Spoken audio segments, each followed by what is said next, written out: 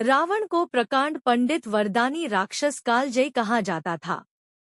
लेकिन कैसे वो कालजयी जिसके बल से त्रिलोक थर थर कांपते थे, एक स्त्री के कारण समूल मारा गया, वो भी वानरों की सेना लिए एक मनुष्य से।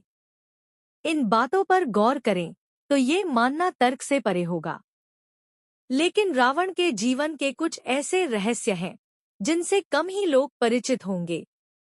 रावण एक ऐसा योग है जिसके बल से सारा ब्रह्मांड कांपता था। लेकिन क्या आप जानते हैं कि वो रावण जिसे राक्षसों का राजा कहा जाता था, वो किस कुल की संतान था? रावण के जन्म के पीछे के क्या रहस्य है, इस तथ्य को शायद बहुत कम लोग जानते होंगे। रावण के पिता विश्वेश्रवा महान ज्ञानी ऋषि पुलस्त्य के पुत्र थे। विश्वेश्रवा भी महान ज्ञानी संत थे। ये उस समय की बात है जब देवासुर संग्राम में पराजित होने के बाद सुमाली माल्यवान जैसे राक्षस भगवान विष्णु के भय से रसातल में जा छुपे थे। कई वर्ष बीत गए लेकिन राक्षसों को देवताओं से जीतने का कोई उपाय नहीं सूझ रहा था। एक दिन सुमाली अपनी पुत्री कैकसी के साथ रसातल से बाहर आया। तभी उसने विश्वेश्रवा के पुत्र कुबेर को अपने पिता के पास जाते देखा। सुमाली कुबेर के भय से वापस रसातल में चला आया, लेकिन अब उसे रसातल से बाहर आने का मार्ग मिल चुका था। सुमाली ने अपनी पुत्री कैकसी से कहा कि पुत्री, मैं तुम्हारे लिए सुयोग्य वर की तलाश नहीं कर सकता, इसलिए उसे स्वयं ऋषि विश्वेश्रवा के पास जाना होगा और उनसे विवाह का प्रस्ताव स्वयं रखना होगा। पिता की आज्ञा के अनुसार कैकसी ऋषि विश्वेश्रवा के आश्रम में पहुंच गई। ऋषि उस समय अपने संध्या वंदन में लीन थे। आंखें खोलते ही टशी ने अपने सामने उस सुंदर युवती को देखकर कहा कि वे जानते हैं कि उसके आने का क्या प्रयोजन है, लेकिन वो जिस समय उनके पास आई है वो बेहद दारुण वेला है, जिसके कारण ब्राह्मण कुल में उत्पन्न होने के बाद भी उनके पुत्रा राक्षसी प्रवृत्ति के होंगे। तब कैकसी ऋषि चरणों में गिरकर बोली, आप इतने महान तपस्वी हैं तो उनकी संतान ऐसी कैसे हो सकती है? आपको संतानों को आशीर्वाद अवश्य ही देना होगा। तब कैकसी की प्रार्थना पर ऋषि विश्वेश्रवा ने कहा कि उनका सबसे छोटा पुत्र धर्मात्मा प्रवृत्ति का होगा, इसके अलावा वे कुछ नहीं कर सकते। कुछ समय पश्चात कैकसी ने एक पुत्र को जन्म दिया जिसके 10 सिर थे। ऋषि ने 10 शीश होने के कारण इस पुत्र का नाम दशग्रीव रखा। इसके बाद कुंभकर्ण का जन्म हुआ जिसका शरीर इतना विशाल था कि संसार में कोई भी उसके समकक्ष नहीं था। कुंभकर्ण के बाद पुत्री शूर्पणखा और फिर विभीषण का जन्म हुआ। इस तरह दशग्रीव और उसके दोनों भाई और बहन का जन्म हुआ। ऋषि विश्वेश्रवा ने रावण को धर्म और पांडित्य की शिक्षा दी। दशग्रीव इतना ज्ञानी बना कि उसके ज्ञान का पूरे ब्रह्मांड में कोई सानी नहीं था। लेकिन दशग्रीव और कुंभकर्ण जैसे जैसे बड़े हुए उनके अत्याचार बढ़ने लगे। एक दिन कुबेर अपने पिता ऋषि विश्वेश्रवा से मिलने आश्रम पहुंचे। तब कैकसी ने कुबेर के वैभव को देखकर अपने पुत्रों से कहा कि तुम्हें भी अपने भाई के समान वैभवशाली बनना चाहिए। इसके लिए तुम भगवान ब्रह्मा की तपस्या करो। माता की आज्ञा मान तीनों पुत्रा भगवान ब्रह्मा के तप के लिए निकल गए। विभीषण पहले से ही धर्मात्मा थे। उन्होंने 5000 वर्ष एक पैर पर खड़े होकर कठोर तप करके देवताओं से आशीर्वाद प्राप्त किया। इसके बाद 5000 वर्ष अपना मस्तक और हाथ उफ पर रख के तप किया, जिससे भगवान ब्रह्मा प्रसन्न हुए। विभीषण ने भगवान से असीम भक्ति का वर मांगा। कुंभकर्ण ने अपनी इंद्रियों को वश में रखकर 10,000 वर्षों तक कठोर तप किया। उसके कठोर तप से भयभीत हो देवताओं ने देवी सरस्वती से प्रार्थना की। तब भगवान वर मांगते समय देवी सरस्वती कुंभकर्ण की जिह्वा पर विराजमान हो गईं और कुंभकर्ण ने इंद्रासन की जगह निद्रासन मांग लिया। दशग्रीव अपने भाइयों से भी अधिक कठोर तप में लीन था। वो प्रत्येक 1000वें वर्ष में अपना एक शीश भगवान के चरणों में समर्पित कर देता। इस तरह उसने भी 10,000 साल में अपने 10 शीश भगवान को समर्पित कर दिया। उसके तप से प्रसन्न हो भगवान ने उसे वर मांगने को कहा। तब दशग्रीव ने कहा, देव दानव गंधर्व किन्नर कोई भी उसका वध न कर सके। वो मनुष्य और जानवरों को कीड़ों की भांति तुच्छ समझता था, इसलिए वरदान में उसने इनको छोड़ दिया।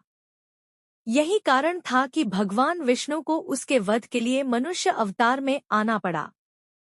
दशग्रीव स्वयं को सर्वशक्तिमान समझने लगा था। रसातल में छिपे राक्षस भी बाहर आ गए। राक्षसों का आतंक बढ़ गया। राक्षसों के कहने पर लंका के राजा कुबेर से लंका और पुष्पक विमान छीनकर स्वयं बन गया लंका का राजा। रावण के वरदान की शक्ति थी, वो जानता था कि देवता भी उसे नहीं मार सकते।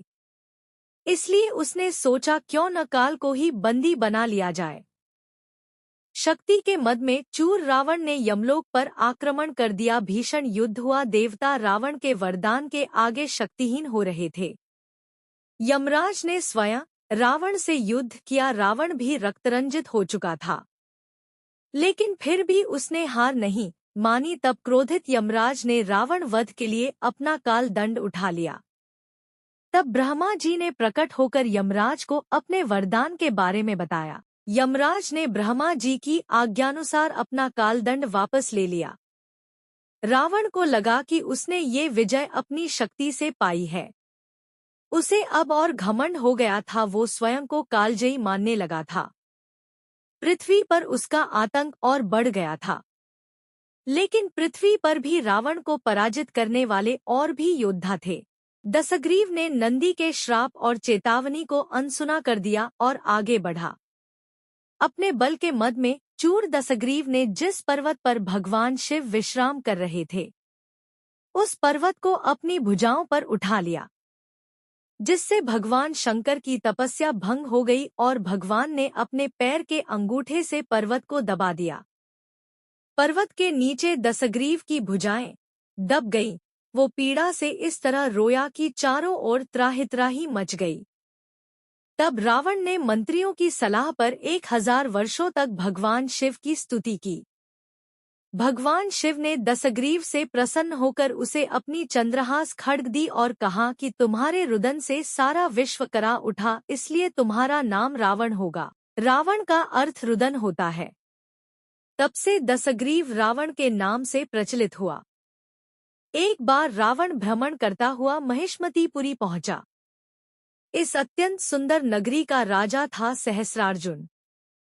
रावण ने इस नगरी पर अधिकार जमाने के लिए आक्रमण कर दिया। सहस्रार्जुन ने इस युद्ध में रावण को आसानी से हरा दिया। वो चाहता तो रावण को मार भी सकता था, लेकिन सहस्रार्जुन ने अपने पूज्य पुलस्त्य ऋषि का वंशज होने के कारण बंदी बना लिया, जिसकी कैद से मुक्त कराने के लिए पुलस्त्य ऋषि स्वयं पृथ्वी पर आए और रावण मुक्त हो गया। बाली से भी रावण की पराजय का विवरण ग्रंथों में मिलता है। कहा जाता है कि किष्किंध के राजा बाली ने रावण को अपनी बाह में दबाकर 7 समुद्रों की यात्रा की थी, लेकिन तब रावण ने अपनी कुटिल बुद्धि का प्रयोग कर बाली को अपना मित्र बना लिया था। इस तरह रावण शक्तिशाली तो था, लेकिन पराजय का स्वाद उसने भी चखा था।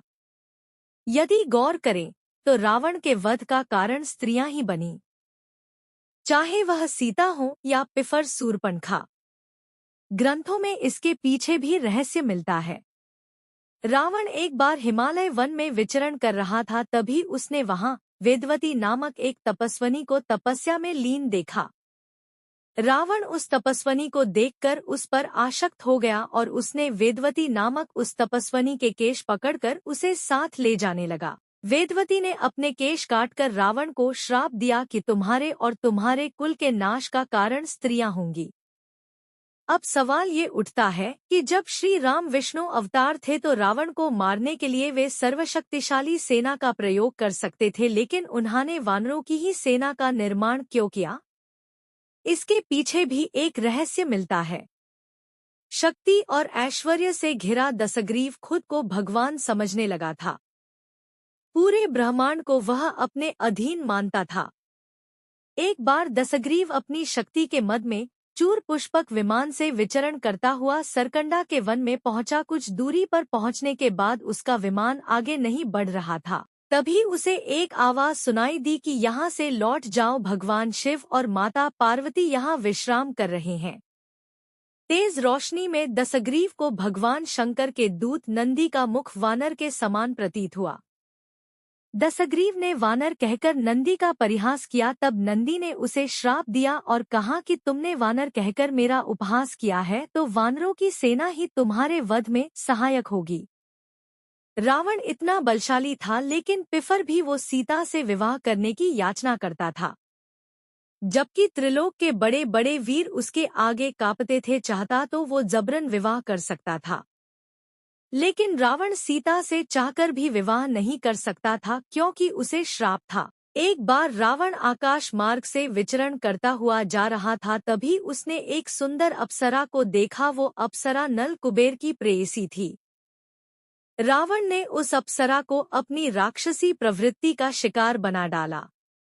नल कुबेर को जब रावण के इस कुकृत्य का पता चला तो उसने रावण का श्राप दिया कि यदि वो किसी भी स्त्री को उसकी इच्छा के विरुद्ध छुएगा तो उसके मस्तक के 7 टुकड़े हो जाएंगे। यही कारण था कि रावण सीता से बार बार प्रणय याचना करता था। उसने सीता के साथ कभी जबरदस्ती नहीं की। दोस्तों, यह जानकारी आपको कैसी लगी हमें कमेंट के माध्यम से जरूर बताएं, और अगर आपने हमारे चैनल को सब्सक्राइब नहीं किया है तो सब्सक्राइब करके बेल आइकन को दबाना ना भूले, जिससे नोटिफिकेशन मिलती रहे। धन्यवाद।